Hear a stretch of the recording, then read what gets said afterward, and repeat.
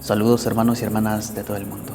Mi nombre es Yurak, guía curandero del Perú, psicoterapeuta y sonoterapista ancestral. Pero más que todo ello, como siempre lo digo, soy un amigo, hermano y servidor más para todos ustedes, en todo tiempo y lugar. En este video vamos a abordar de manera corta y directa un tema muy importante. ¿Con qué actitud debo venir a una ceremonia de ayahuasca? La gran mayoría de personas vienen a una ceremonia de ayahuasca luego de haber probado diferentes terapias psicológicas convencionales que no han dado los resultados esperados, o haber sido tratados con medicamentos antidepresivos que han sido totalmente inútiles, ineficaces para resolver los problemas emocionales de los usuarios, de los consultantes, de los pacientes. Problemas que van generando un gran desequilibrio y confusión en diferentes aspectos de sus vidas. Entiéndase, pues familia, pareja, trabajo, entorno social, etc. A veces queremos tapar el sol con un dedo, pero el sol es tan grande e inmenso que será imposible ocultarlo solo mediante este simple acto. Igualmente, muchas veces nosotros negamos los grandes traumas que llevamos dentro de nosotros y aquello que evadimos y vive dentro de nuestra área emocional puede ser tan grande, fuerte y doloroso que llegue a afectar algún momento al cuerpo físico. Y somos tan necios, tan tercos que en vez de enfrentar el problema de fondo, pretendemos simplemente mitigarlos con pequeñas pastillitas o charlas muy futiles, dando como resultado una cortísima y momentánea calma para luego seguir cayendo en ese vacío. Nos es difícil venir en actitud de humildad y comprender que ciertas situaciones negativas vividas durante nuestra niñez, adolescencia, juventud temprana, no han sido resueltas del todo, pudiendo generar constante sufrimiento en nosotros. Situaciones conflictivas originadas externamente, pero enraizadas en nuestro interior. Situaciones que van muy ligadas a la negación del perdón de uno mismo y a la compasión por los demás finalmente. Pero no todo es drama y dolor, hermano mío, hermana mía. También vienen muchas personas muy contentas con sus vidas, personas que desean andar en la exploración interior y que están muy conscientes del respeto y humildad con la cual ellos deben llevar esta tarea, para seguir encontrando los mensajes relacionados a su misión personal, a su propio despertar de conciencia. De una u otra manera, cada uno está en su propio proceso y camino de vida. Y jamás hay que compararse con el otro, ya que cada uno es único, un universo muy personal, con toda la gran gama de situaciones que esa persona haya gozado o haya padecido durante su vida.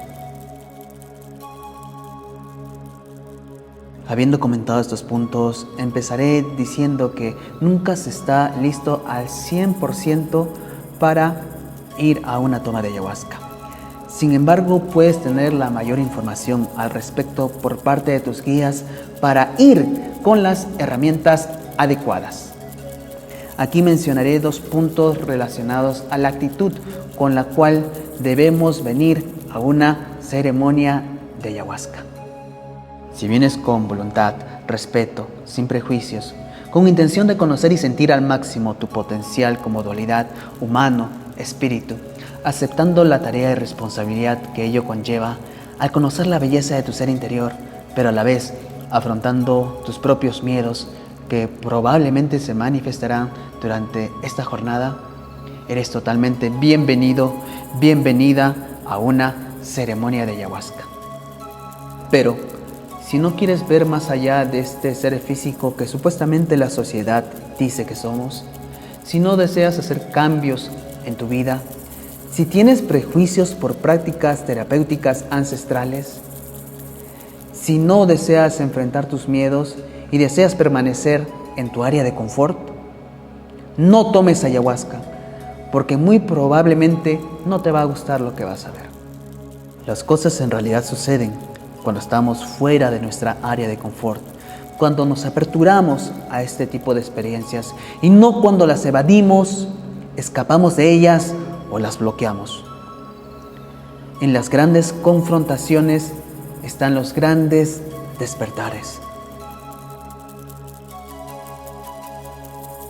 Estudios científicos han demostrado que los resultados de una ceremonia de ayahuasca pueden equivaler de 1 a 5 años de terapia psicológica convencional.